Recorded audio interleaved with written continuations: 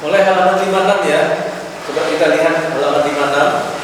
Kemarin halaman 56 itu kita sudah sampai di penjelasan deklensi, bahwa kata benda itu dibagi dalam 3 deklensi, dan sekarang itu kita sedang membahas kata benda untuk deklensi yang kedua. Kemudian kemarin kita juga sudah membahas tentang kelamin, dan terakhir kita membahas tentang kasus, tapi karena waktu, jadi sekarang inilah kita akan membahas kasus.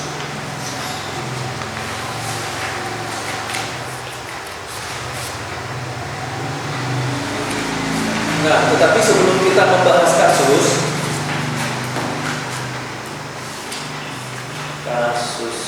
oke.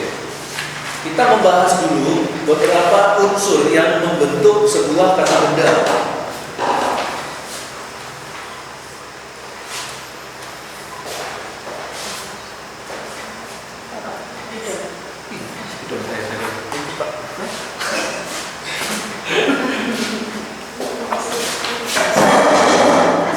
Nah, saya ambil sebuah kata sebagai contoh untuk menjelaskan unsur dari kata benda, yaitu ho logos.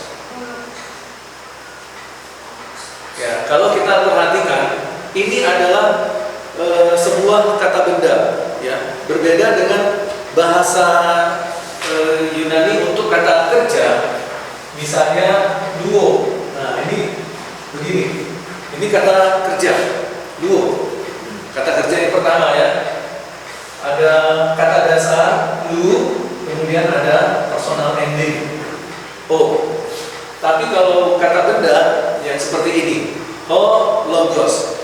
Nah, ini dibagi menjadi 3, ho, kemudian lo, dan os.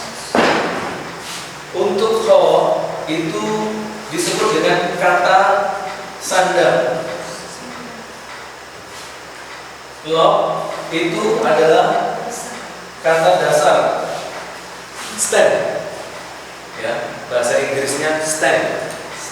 Dan os ini adalah akhiran kata benda. Jadi inilah unsur yang membentuk sebuah kata benda. Nah, kata sandang yang ini itu selalu berpasangan dengan akhiran. Ya, selalu berpasangan dengan akhiran. Jadi kata sandang ho, ya, kata sandang ho, dia pasangannya adalah os. Gitu. Jadi kalau misalnya kita membicarakan kata benda yang lain, ya, maka kita bisa ganti kata dasarnya saja. Misalnya ho, lu, os. Ya, jadi ho dia berpasangan dengan os. Nah, ini selalu pasangan sehidup semati ya. Seia sekata, sehidup semati ya. Jadi antara kata sandang dengan akhiran itu adalah pasangan sehidup semati. Dia nggak akan pernah digantikan dengan kata sandang yang berbeda atau akhiran yang berbeda. Pokoknya kalau ho itu sudah pasangannya pasti os. Ya. Nah, kemudian kita perhatikan di halaman 58. Halaman 58, di situ ada paradigma atau ada sebuah tabel. Itu biasanya saya sebutkan ini sebagai paradigma ya. Kita kenal sebagai paradigma. Nah, di dalam paradigma itu kita lihat ada kolom tunggal. Lalu di bawahnya separuhnya itu adalah kolom jamak. Lalu kemudian di bagian kolom kiri ini adalah kolom kasus, ya. Nah, kasus itu ada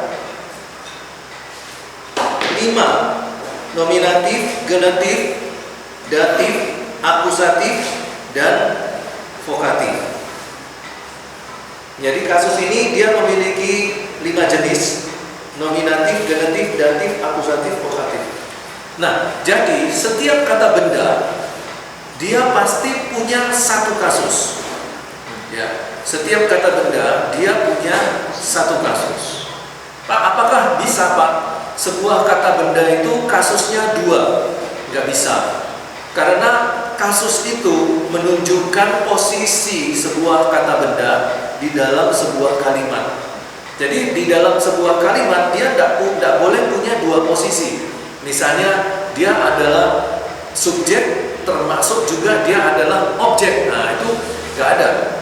Ya kalau dia sebagai subjek ya sudah, dia sebagai subjek.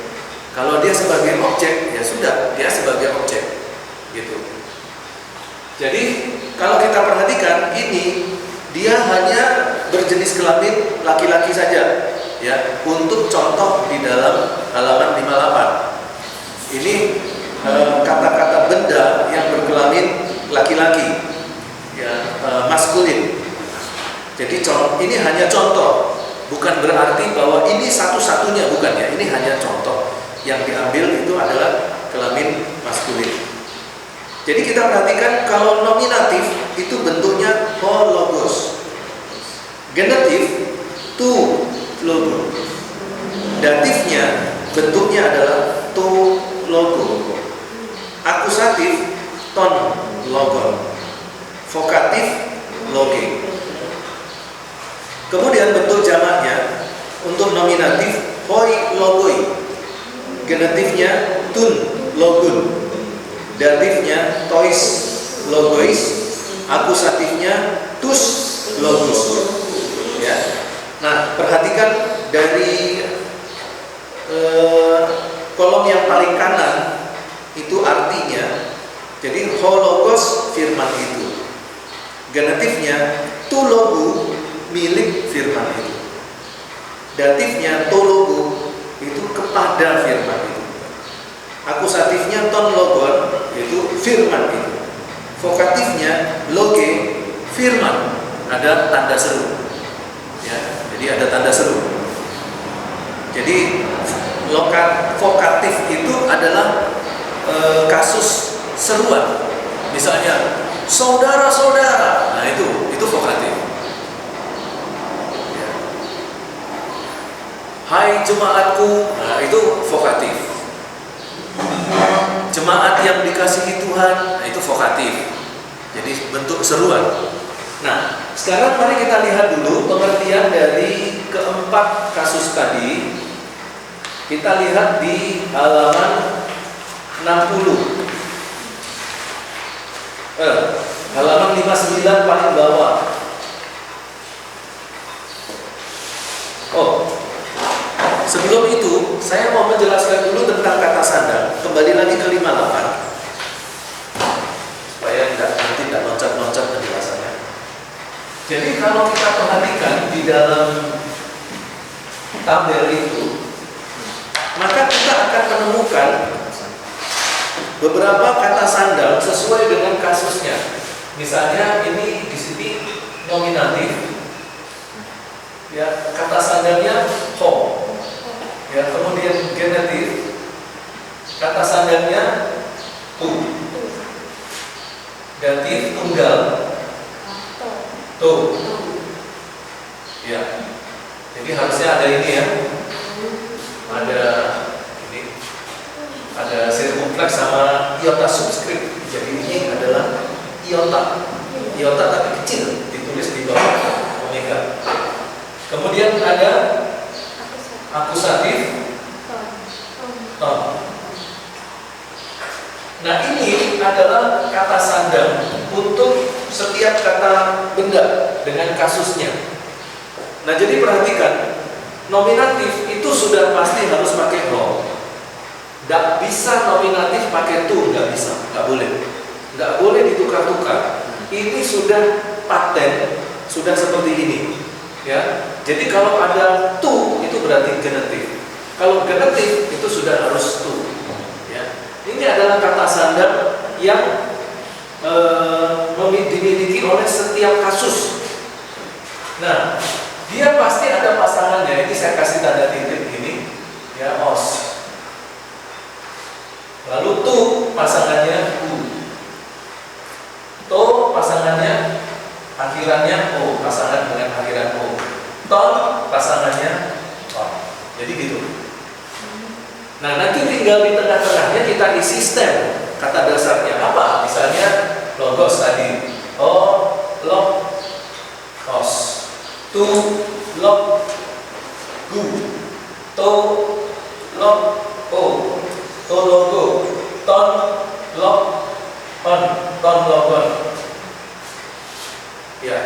Nah, jadi ini kata sandang dengan akhirat ini selalu berpasangan sehidup semati, ya, sesuai dengan kasusnya masing-masing. Nah, nanti kita akan mendengarkan penjelasan untuk masing-masing kasus ini. Nah, ini untuk tunggal, ya. Begitu juga ketentuannya sama untuk bentuk jamaknya, ya, hoi, tun, tois, tus. Jadi kalau jamaknya sama dan pasangan akhirannya juga harus sesuai, ya. Jadi kalau nominatif jamak hoi, pasangannya hoi, gitu, ya. Terus genetif kata sandangnya tun, pasangan berakhirannya un, ya. Kemudian datif tois, pasangan akhirannya ois. Akusatif jamak tus, pasangan akhirannya us. Nah, nanti tinggal dimasukkan blok. Jadi hoi, logoi, tun, logun, tois, logois, tus, logus. Gampang, ya? Nah, jadi perhatikan ini adalah 4 kasus, dan vokatif itu adalah kasus yang khusus. Dia tidak menggunakan kata sandang, jadi langsung loge, ya, logoi. Nah, untuk bentuk kasus vokatif seperti ini itu lebih baik dihafalkan. Kalau vokatif tunggal akhirannya e, ya. Untuk vokatif tunggal itu akhirannya e, dia tidak memiliki kata sandang. Kemudian untuk jamaknya akhirannya oi, tidak memiliki kata sandang. Itu untuk vokatif. Nah, sekarang kita lihat penjelasan pengertian dari masing-masing kasus. Yang pertama adalah kasus nominatif di halaman 59 paling bawah. Kasus nominatif adalah kasus yang memiliki gagasan pokok tentang penamaan. Ya, ada gagasan pokok tentang penamaan. Penggunaan utamanya adalah menunjukkan pokok kalimat. Jadi nominatif itu adalah pokok kalimat. Pokok kalimat itu apa namanya? Kalau bahasa Indonesia pokok kalimat disebut kalimat utama. Ya, disebut subjek. Ya, jadi nominatif ini adalah subjek. Di dalam sebuah kalimat dia adalah subjek. Nah, apa contoh subjek? Misalnya, ibu menanam nasi. Menanam itu memasak, bukan beranak, ya. Ini yang bukan orang Jawa mungkin bingung. Jadi ibu menanam nasi, menanam itu memasak. Ya, jadi nah ini kalau kita bikin unsurnya di dalam kalimat, ibu itu pokok kalimat, subjek. Menanam predikat, nasi itu objek. Nah, jadi dalam penjelasan di halaman 59, nominatif itu adalah subjek.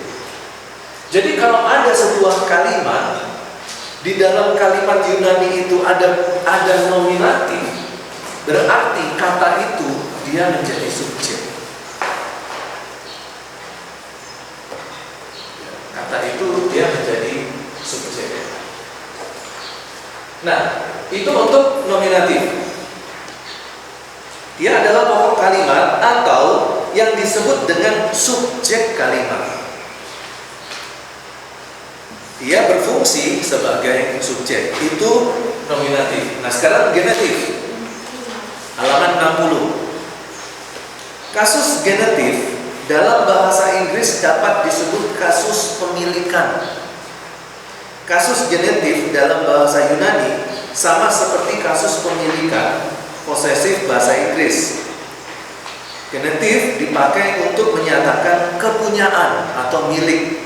Misalnya law of God, ya, hukum milik Allah, ya. Atau kalau misalnya pakai contoh di dalam bahasa Yunani, nomoi tu teu, atau hologos tu teu.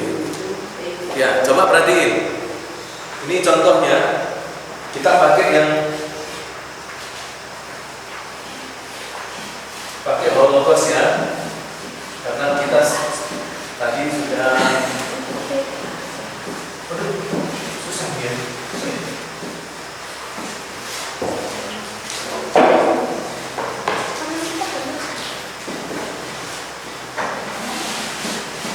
Nah, ini contoh yang bagus. Karena dua-duanya adalah kata benda. Jadi di sini logos itu firman atau perkataan, ya. Logos, terus kemudian di sini ada teu. Nah, seperti ini. Nah, kalau kita perhatikan kalimat ini, kalau kata kalimat sederhana ini, di sini ada di sini ada tu. Nanti kita lihat di dalam daftar paradigma atau kolom tadi. Ini adalah nominatif. Ya. Tu dia adalah genetif. Genetif tunggal. Jadi hologos ini firman, ini teu, itu Allah. Jadi karena tu ini adalah genetif, tadi penjelasannya genetif itu adalah milik atau kepunyaan. Sehingga diterjemahkan firman milik Allah. Loh, kok bisa ada milik Allah? Ya karena dia ada tu-nya. Nah, tu di sini adalah kata sandang untuk kasus genetik. Maka diterjemahkan hologos tu teu. Firman hologos ini dalam kalimat sebagai apa? Subjek. Tu teu sebagai apa? Kata benda milik.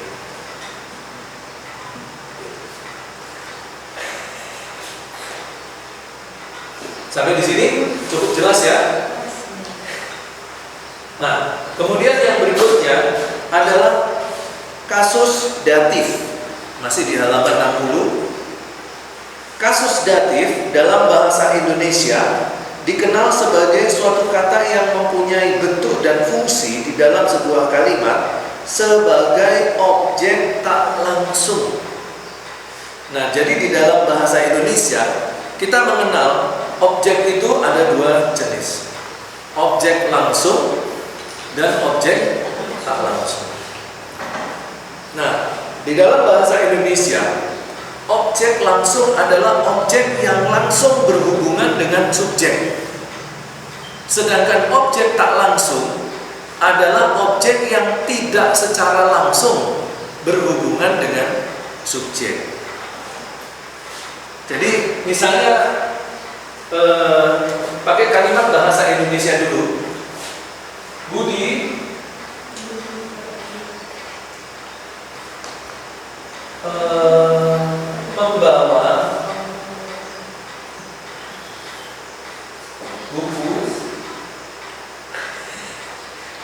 kepada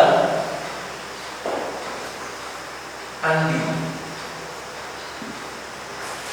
Nah, misalnya kalimat ini, ya, Budi membawa buku kepada Andi.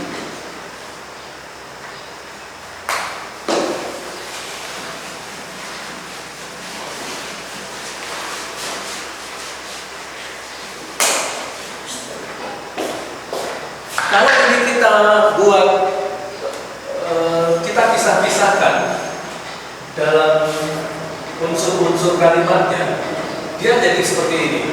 Budi, subjek. Nah, subjek dalam pembahasan kita disebut apa? Nominatif. Membawa itu predikat. Nah, predikatnya kita menggunakan tenses present indikatif aktif. Ini yang barusan kemarin kita pelajari. Buku di sini adalah objek langsung. Ya, ini buku adalah objek langsung. Kita tulis OL. Kepada Andi, ini adalah objek tak langsung. Gitu ya. Jadi buku itu memiliki hubungan yang langsung kepada subjek. Kepada Andi sebagai objek, dia memiliki hubungan yang tak langsung. Makanya disebut dengan objek tidak langsung. Objek langsung berarti ya langsung berhubungan. Objek tak langsung berarti objek yang tidak langsung berhubungan.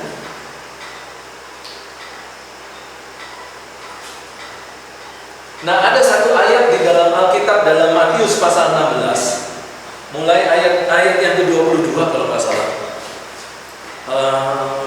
Coba dibaca dulu. Matius 16 ayat 22.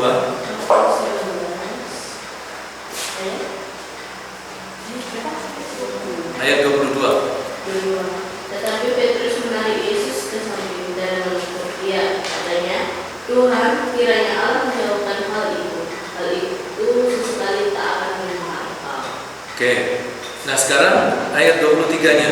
Maka Yesus berpaling dan berkata kepada Petrus, Inyalah iblis, engkau suatu batu sandungan hatiku, sebab engkau belum memikirkan apa yang dipikirkan Allah, melainkan apa yang dipikirkan manusia. Oke, sekarang saya mau tanya kepada kalian semua di sini yang di kelas ini. Apa yang kamu mengerti di ayat yang ke-23? Apa yang selama ini kamu mengerti dari penjelasan khotbah, dari bacaan buku, terserah apa saja. Di ayat yang ke-23 itu, yang kamu mengerti dari kalimat itu seperti apa? Tuhan Yesus sedang menegur Petrus. Jadi dari kalimat ini yang kita tahu siapa yang ditegur oleh Petrus, oleh Tuhan Yesus? Petrus.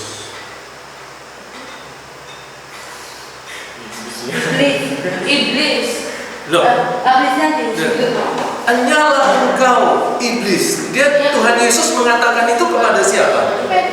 Petrus toh, tapi ini inyalah iblis, engkau seorang iblis yang ada di dalam diri Petrus.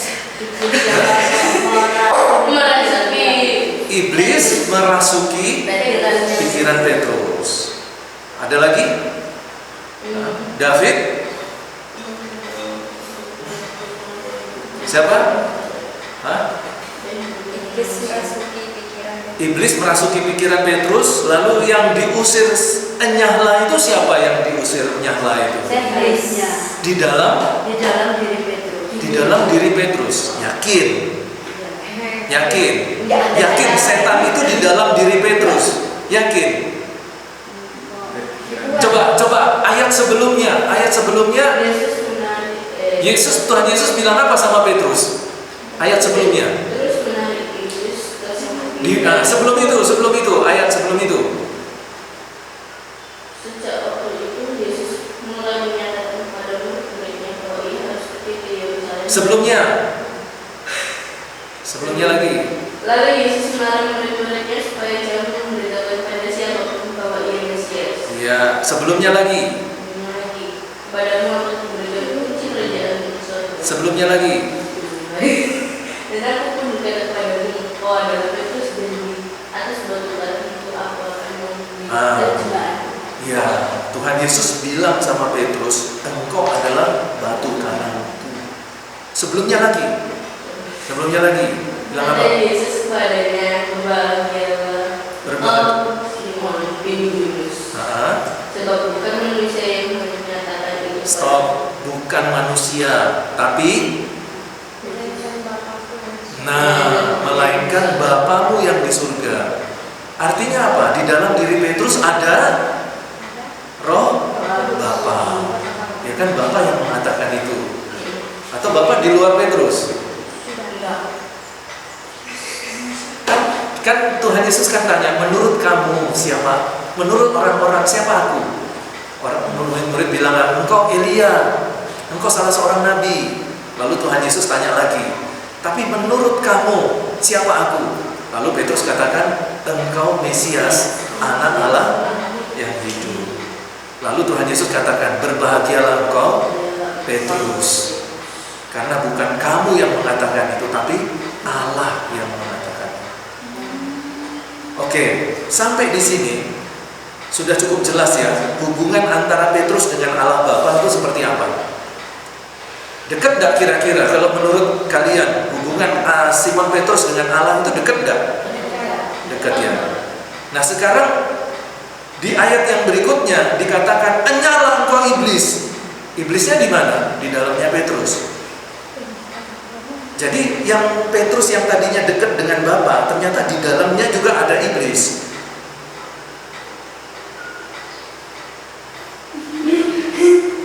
Hah?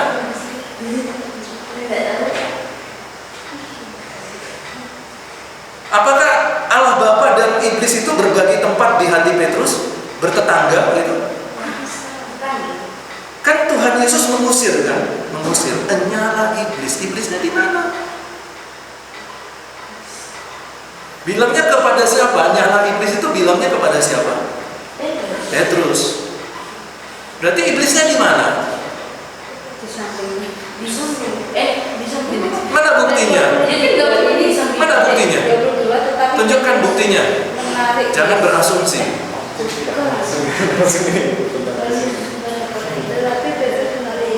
Hah? Nah, coba perhatikan. Ini kalau ada pendeta, hamba Tuhan, dia hanya belajar, dia persiapan khotbah bahasa Indonesia aja, itu salah di situ khotbahnya. Selalu Petrus yang disalahkan. Nanti kita lihat di sini, siapa yang bersalah? Yesus. Ya, dikatakan menegur ya. Bahasa Indonesianya ya. Menegur. Nah, ini kan gini. Subjeknya Yesus, menegurnya pendeta. Nah, sekarang objek langsungnya siapa? Menurut bahasa Yunani. Objek langsungnya itu setan. Sedangkan objek tak langsungnya Petrus.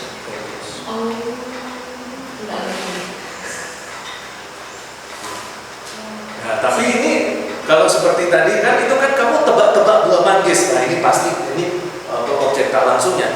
Tapi harus buktikan dengan bahasa Yunani bahwa bahasa Yunani Petrus di sini dia menggunakan bentuk datif. Jadi tu gini.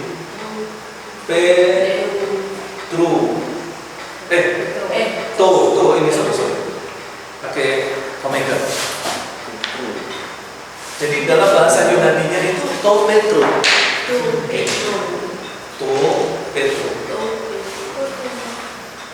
Itu berarti bahwa Petrus ini datif, objek tak langsung.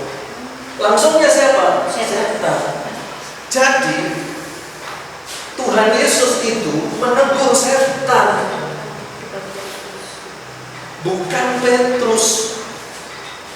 Petrus ditegur, tapi dia tidak langsung. Ibu punya anak berapa?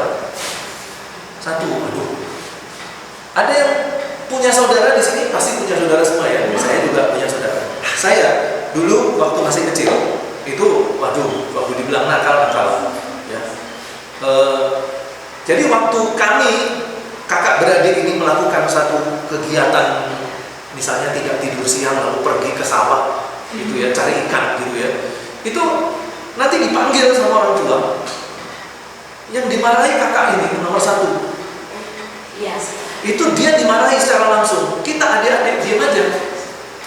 Nah, kita sebagai adik itu tetap juga melakukan, sama-sama melakukan cari ikan, tidak tidur siang. Tapi yang dimarahi itu bukan adik, tetapi yang kakak nomor 1. Jadi yang dimarahi secara langsung kakak nomor 1. Kita rasanya kita nggak dimarahi, santai-santai aja, kita senyum-senyum aja gitu. Nah, nanti setelah orang tua lihat kita senyum-senyum, kamu juga dimarahi loh ya. Nah, tapi sebenarnya ini sama seperti itu. Kita adalah, saya, adik-adik itu adalah objek tak langsung. Jadi kita dimarahi tapi secara tidak langsung. Yang dimarahi, yang ditegur itu adalah yang dikatakan enyahlah iblis. Itu setan. Jadi kalau saya gambarkan di sini, nah nanti kamu lihat, selama kamu dengar khotbah, di mana letak kesalahan? Itu yang saya katakan, banyak hamba-hamba Tuhan karena dia tidak mempelajari secara eksegetis. Jadi tafsirannya selalu salah. Jadi ini Tuhan Yesus, ya, agak baca ini Tuhan Yesus. Dia berbalik, dia tadi menghadap ke sini, berbalik, dan di sini ada Petrus. Ya, badannya gemuk. Nah, di samping Petrus itu betul.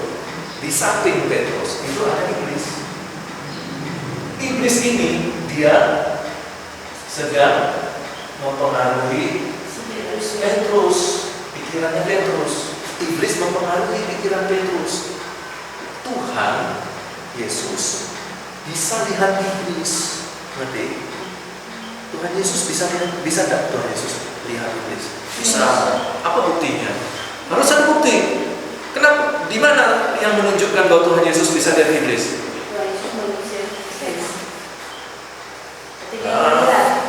Orang hamba Tuhan di sini, hamba Tuhan sekarang juga bisa mengusir orang yang kerasukan, tapi nggak bisa lihat iblis. Iya, itu bukti bahwa Yesus bisa melihat iblis.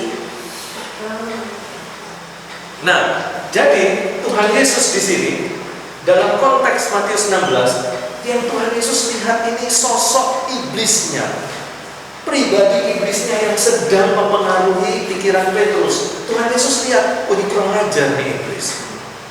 Maka Tuhan Yesus menghardik iblisnya. Petrusnya tidak secara langsung, memang dia dimarahi, tapi tidak secara langsung. Seperti saya analogikan, saya adik kakak itu yang dimarahi kakak, kita santai-santai aja, merasa dimarahi pun enggak gitu ya, karena enggak secara langsung. Mata orang tua saya itu lihat di kakak saya, enggak lihat di saya. Tapi karena kita sama-sama semuanya melakukan kesalahan, kita melakukan kesalahan, dianggap melakukan kesalahan. Tapi yang salah itu adalah kakak nomor 1 saya. Jadi perhatikan yang seperti ini. Nah, Petrus berada dalam status atau berada dalam kalimat sebagai objek tak langsung. Objek tak langsung. To Petro, bukan ton Petron. Kalau ton Petron itu objek langsung. Ini to Petro, datif. Kita kan belajar datif.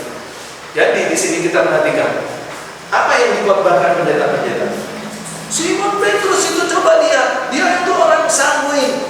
Pertama dia bilang, Yesus engkau Mesias, anak Allah yang hidup. Baru setelah itu dia ditegur oleh Tuhan Yesus. Itulah Petrus, cepat berubah. Salah itu khotbah seperti itu. Tuhan Yesus itu tidak secara sama Petrus, justru di sini saya melihat Tuhan Yesus sedang membela Petrus yang lagi dipengaruhi oleh iblis. Jadi khotbah yang benar, iblis sedang mempengaruhi Petrus. Tuhan Yesus melihat dalam mata rohani secara supranatural. Tuhan Yesus lihat iblis sedang menggocok Petrus. Tuhan Yesus lindungi Petrus karena Tuhan Yesus tahu bahwa dari Petrus akan bangun gereja Tuhan. Karena itu Tuhan Yesus mengganti dan menambahkan Simon Petrus batu karang, akan didirikan gereja. Maka ketika iblis mulai menyerang Petrus, mencoba mempengaruhi Petrus, menghalang-halangi Yesus untuk disalibkan, Yesus melihat kejahatan dari iblis itu dan Yesus menghardik. Tujuannya adalah sebenarnya untuk melindungi Petrus, supaya jangan terus Petrus ini jadi bahan mainannya iblis. Ada enggak kamu dengar khotbah gitu? Enggak. Khotbah yang kamu dengar apa? Petrus. Bahkan banyak dan sebagian hamba Tuhan mengatakan iblis yang di dalam tubuh Petrus itu diusir. Wah, berarti tadi yang barusan Petrus itu begitu intim hubungannya dengan Allah sampai dia mengatakan engkau Mesias, di dalam dirinya juga ada iblis. Gak bisa. Kalau iblis masuk di dalam diri Petrus, itu namanya apa definisinya? Kerasukan. Jadi sekarang kalau saya tanya, saya lagi berdosa, iblis ada di dalam diri saya, itu kalimat salah. Kalau iblis di dalam diri kamu berarti kerasukan.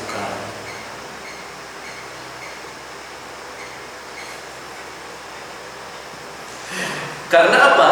Dirasuki. Nah, iblis merasuki. Merasuk itu masuk.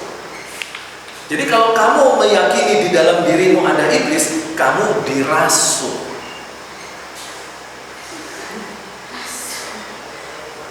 Oke. Nah, itu pentingnya belajar bahasa Yunani. Nah, dari sini kita bisa mengerti konteks yang sesungguhnya berdasarkan bahasa Yunani.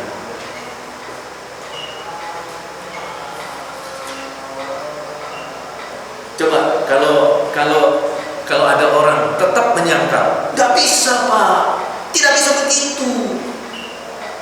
Ya.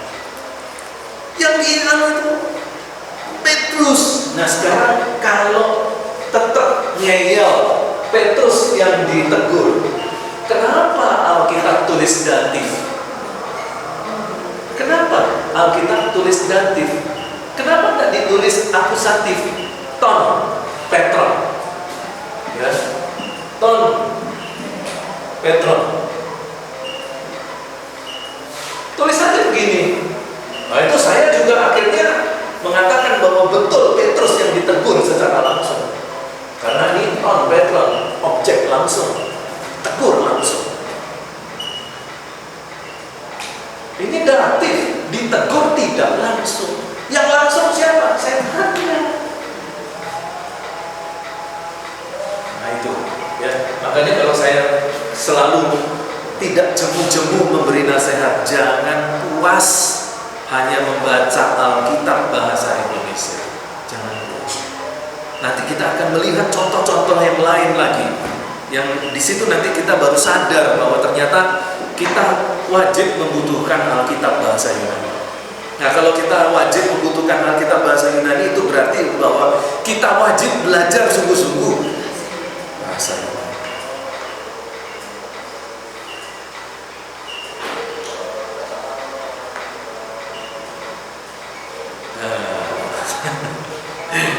Gimana? Ada pertanyaan kaitan dengan penjelasan ini? Nanti kalau tidak ada, kita langsung ke kasus akusatif, atau kita mulai dengan contoh kasus datif dulu ya sebelum masuk akusatif.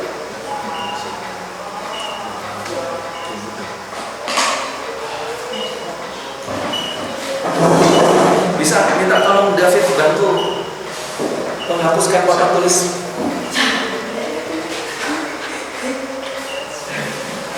Ini tenaga muda ini.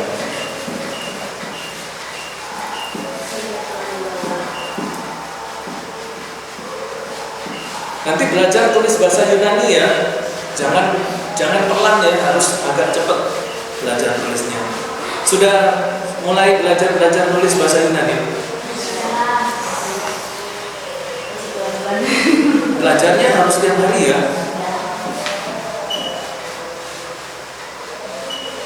Pasti tidak tiap hari, ya kan? Oke. Nah, sekarang mari kita lihat contoh seperti yang ada di halaman 60 ini. Hoi dulai lambanusin ta dendra to Yakobo. Ya. Jadi di sini ditulis hoi duloi, kemudian ada lambanusin.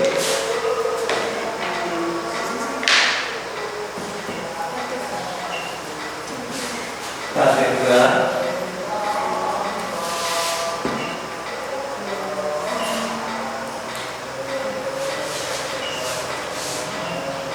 to Yakobo.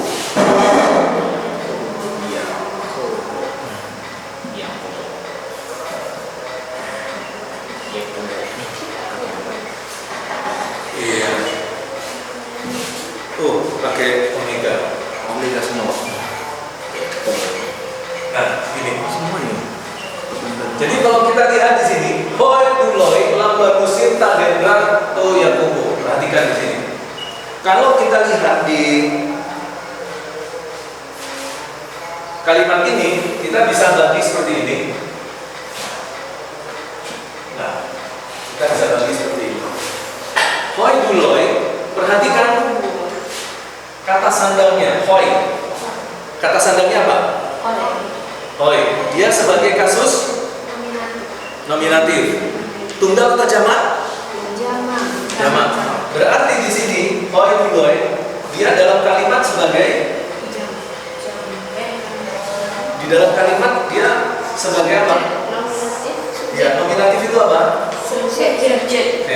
Sebagai subjek kalimat. Lambanusin dia adalah predikat. Nah, predikatnya lihat dari mananya. Kenapa kok kamu bisa yakin kalau ini predikat? Lihat dari mana? Dari usin akhirannya. Usin itu akhiran untuk kata kerja apa? Usin.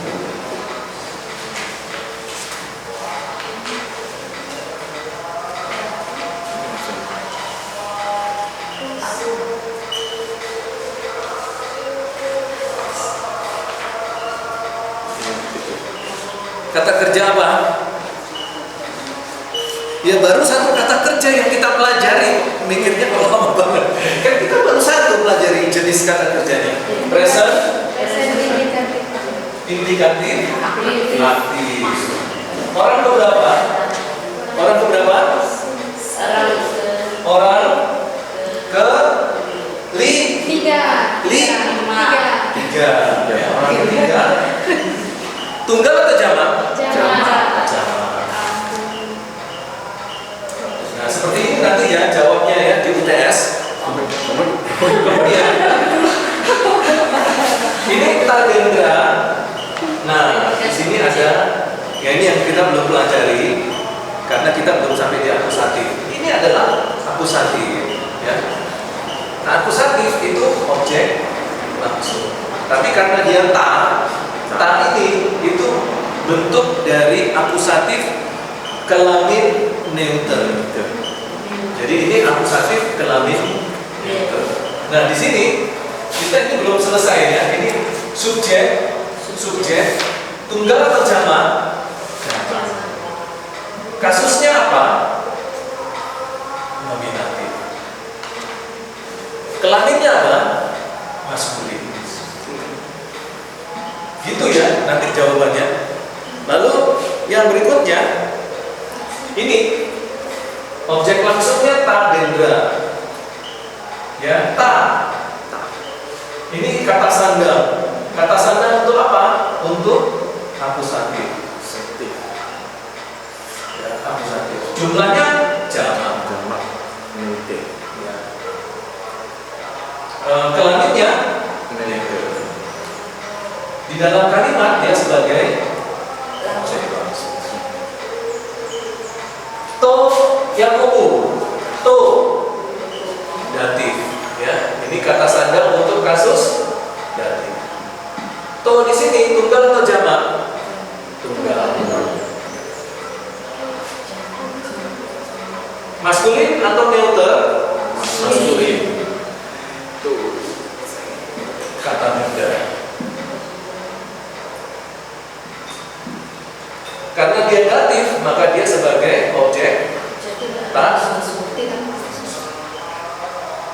Nah, terjemahannya adalah budak-budak apa? Iya. Ya, seperti yang di sini ya. Lambanusin itu. Perhatikan itu, lambanusin itu apa artinya? Mengambil. Jadi budak-budak sedang terus-menerus mengambil pohon-pohon kepada Yakobus.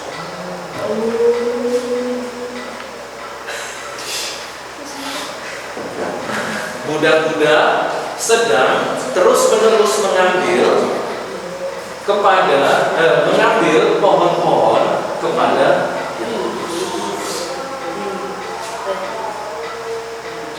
Nah, nanti cara menjawabnya itu seperti ini, seperti di dalam buku ya. Tuliskan, ini kata benda, kata kerja. Ya, kalau kata benda itu kata bendanya apa? Kalau kata kerja itu present tense-nya apa? Jadi seperti ini contohnya. Nanti kalau menulis jawaban.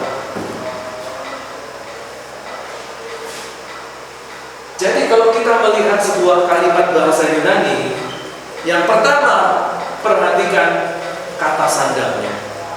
Dari kata sandang, kita tahu dia itu di dalam kalimat sebagai apa? Sebagai subjek atau sebagai objek? Sebagai kata benda milik atau sebagai objek tak langsung? Kemudian, kita harus cari juga, ada nggak dia kata kerjanya?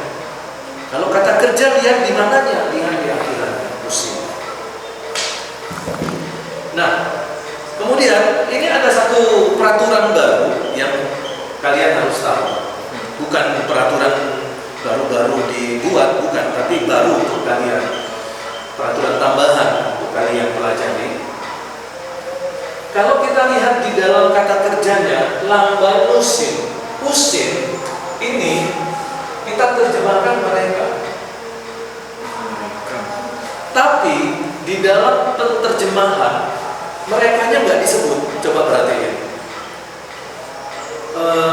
Budak-budak sedang mengambil, ya toh?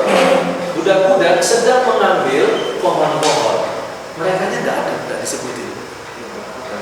Kenapa? Nah, ini peraturannya begini. Kalau di dalam sebuah kalimat ada subjek, maka kata kerjanya harus bentuk orang ketiga. Ini peraturan. Kalau di dalam kata kerja ada subjek, maka kata kerjanya harus bentuk orang ketiga dan tidak diterjemahkan. Maksudnya akhirannya tidak diterjemahkan, merekanya tidak diterjemahkan.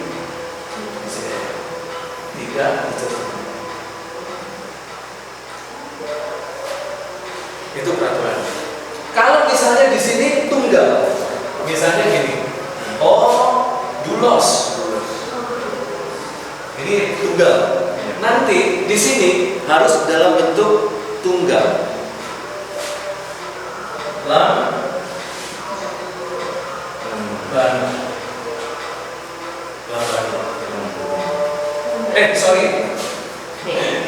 Lambane. Ya, orang ketiga. Jadi hodulos lambane tadendrato Yakobo. Budak itu sedang mengambil pohon-pohon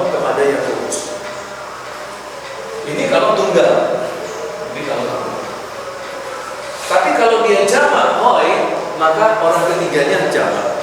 Kalau nominatifnya tunggal, orang ketiganya harus tunggal dan tidak diterjemahkan. Kalau ada nominatif. Tapi kalau nominatifnya hilang, misalnya kalimatnya nggak ada gini, nggak ada nominatifnya, langsung lambane tandendra.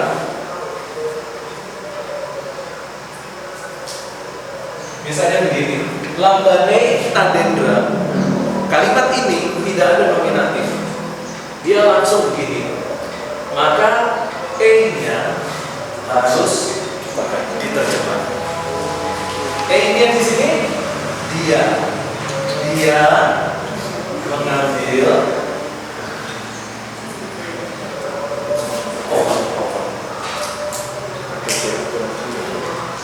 gitu.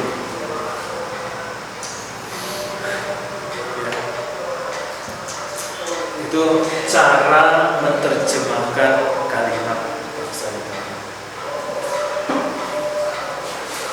Jadi harus diperhatikan di sini. Dia kalimat itu kita perhatikan ada nominatifnya enggak? Ada.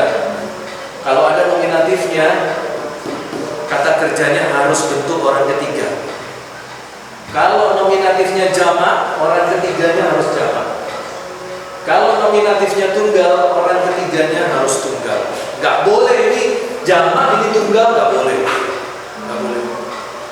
Kenapa nggak boleh Pak? Sudah peraturannya dari semuanya yang bilang nggak boleh. Seperti itu.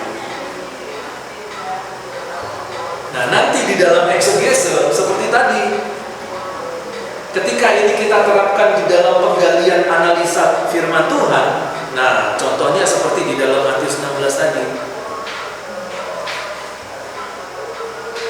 Begitu. Maka sangat penting sekali untuk memahami kasus-kasus kata benda, karena nanti itu berpengaruh kepada hasil penafsiran. Kita salah menganalisa, hasil penafsiran salah, salah mengajar, salah khotbah, dan itu dosa. Kenapa? Yang menyesatkan. Jadi kamu jangan pikir kalau ada orang khotbah itu tidak berdosa gitu. Jangan pikir gitu. Itu sudah harus diganti konsep itu. Pendeta bisa berkhotbah salah dan itu dosa. Mahasiswa teologi bisa khotbah salah dan itu dosa. Tapi persoalannya ketika seorang berkhotbah, selesai berkhotbah, pernah minta ampun? Enggak pernah. Karena selalu dia melakukan sepertinya benar. Tapi kalau dicek khotbahnya, salah semua. Ya kalau salah aja, ulangan aja dapat nilai jelek kok. Khotbah salah enggak ada nilai, enggak dapat nilai jelek. Khotbah salah dapat nilai jelek. Dan kalau jeleknya kebanyakan, enggak lulus. Harus ulang, harus remedial. Harus remedi. Jadi kalau kamu ya kebetulan nanti ada persekutuan doa, lalu kamu diminta doa penutup firman, hati-hati doanya. Tuhan, kami bersyukur untuk firman-Mu yang dahsyat. Firman dahsyat gimana? Salah semua. Firman-Mu yang dahsyat. Itu kalau ulangan lo dapat 5 dia. Kalau ulangan itu lo amal khotbahnya itu dapat 5. Kamu bilang firman-Mu yang memberkati, itu berarti doamu bohong. Kamu sedang berbohong di dalam doamu. Bagi Tuhan itu cuma dapat 5, kamu bilang ini firman Tuhan dapat 100. Terus kamu doakan apa? Berkati hamba-Mu yang sungguh luar biasa dipakai Tuhan. Itu nggak luar biasa bagi saya. Salah kok khotbahnya. Apanya yang luar biasa? Kamu yang menutup doa firman juga berdosa karena kamu berbohong kepada Tuhan dan berbohong kepada jemaat. Dan dengan doa seperti itu, kamu membenarkan khotbah yang salah. Akhirnya jemaat itu berpikir apa? Pendeta hamba Tuhan ini doa luar biasa ya, meyakini khotbah itu. Berarti khotbah itu benar dong. Jemaat akhirnya pikir gitu. Khotbahnya benar berarti ya. Itu firman Tuhannya dibilang firman-Mu dahsyat itu. bilang begitu? Anda membohongi jemaat. Jadi kalau kamu disuruh doa penutup firman, itu tugas beban yang berat. Karena kamu salah berdoa, kamu dosa. Membohongi Tuhan, membohongi diri sendiri, dan membohongi jemaat. Dusta. Dan iblis itu bapa segala pendusta.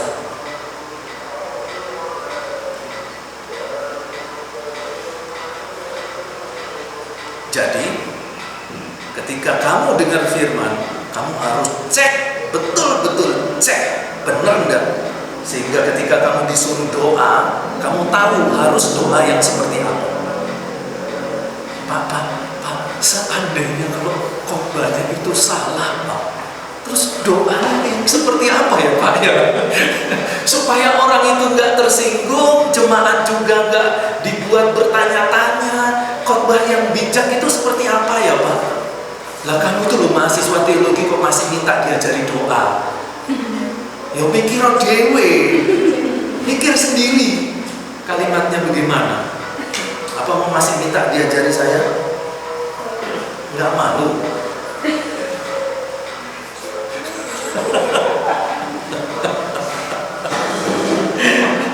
Makanya sekarang, Pak, kalau saya nggak tahu Pak itu khotbahnya benar atau salah, ya doamu harus netral. Jangan menyanjung-nyanjung kayak tadi. Doa yang netral saja. Itu gimana ya Pak? Mikir dewe.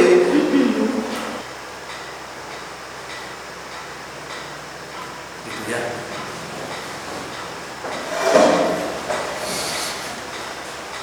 Ada pertanyaan? Tidak ada? Kalau tidak ada, kita lanjut. Kasus yang terakhir, kasus akusatif. Nah, penggunaan utamanya ialah untuk menyatakan objek langsung. Nah, ya.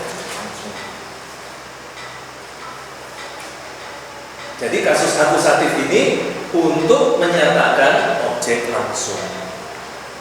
Jadi kalau ada sebuah kata benda, dia menggunakan kasus akusatif, maka kata benda itu di dalam kalimat dia harus menjadi objek langsung. Nah ini kita lihat di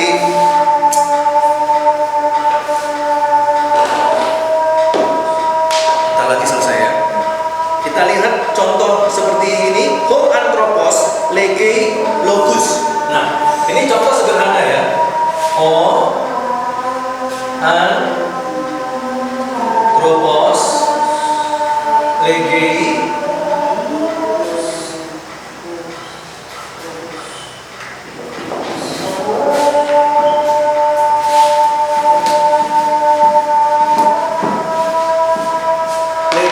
logus. Nah, coba perhatiin. Ada sesuatu yang beda. Di mana bedanya? Dari kata benda ada yang aneh. Ada sebuah kata benda yang aneh. Walaupun masih lebih aneh binatang bebek. Di mana anehnya? Nih, kata benda yang ini. Ini kita coba kasih pembatas. Logus. Apa yang aneh di sini? E dan us itu. Ini. Kenapa? Itu E kan harusnya us itu kan harusnya pasangannya us. Iya. Dia tidak ada usnya. Kan harusnya begini. Ya toh? Betul. Dia tidak punya. Dalam kalimat ini tidak ada usnya. Nah, apakah boleh Pak? Boleh. Boleh. Jadi sebuah kata benda bisa tidak menggunakan kata sandang. Semacam ini tadi, tus. Itu kata sandangnya tus tidak digunakan, tapi dia masih ada akhiran. Nah, kata benda seperti ini boleh. Lalu, apakah ini tetap sama Pak? Ya sama. cuman bedanya dia tidak ada kata sandang. Nah, untuk itu kita harus perhatikan akhirannya. Akhirannya apa? Us. Berarti pasangannya apa? Tus.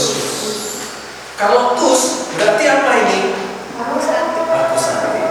Gitu cara mikirnya. Ya, jadi sebuah kata benda tidak selalu ditemani oleh kata sandang. Kadang-kadang kata sandangnya tidak tertulis. Jangan khawatir, kita bisa lihat akhirannya. Dari akhirannya kita bisa tahu apa pasangannya. Dari situ kemudian kita tahu apa kasusnya. Gitu ya. Nah, lanjut. Ini kita lihat di sini, ho antropos. Ho di sini kata sandang. Kasusnya apa kalau ho? Ho kata sandang untuk kasus nominatif. Jumlahnya tunggal. Ya kan? Jenis kelaminnya maskulin. Lege ini kata benda atau kata kerja? Lege. Lege.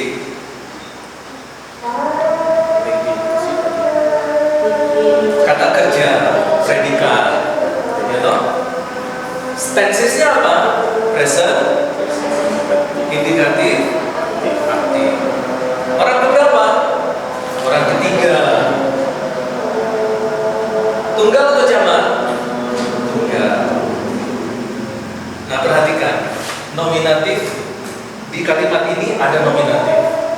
Jumlahnya tunggal. Maka kata kerjanya orang ketiga.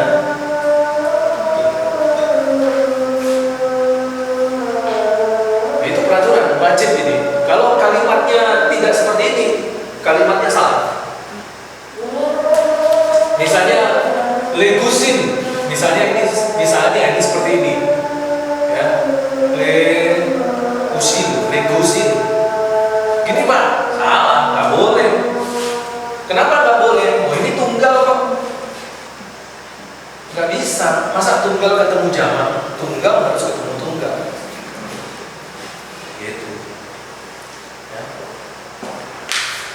Nah jadi kalau kita terjemahkan, orang itu atau manusia laki-laki itu sedang mengatakan firman-firman. Ini jamak. Mengatakan firman-firman.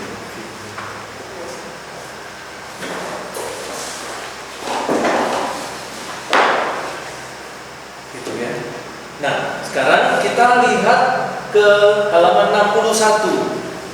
Halaman 61 itu ada daftar kata-kata baru, ya, vocabulary baru. Nah, ini dibaca, kalau bisa dihafalkan.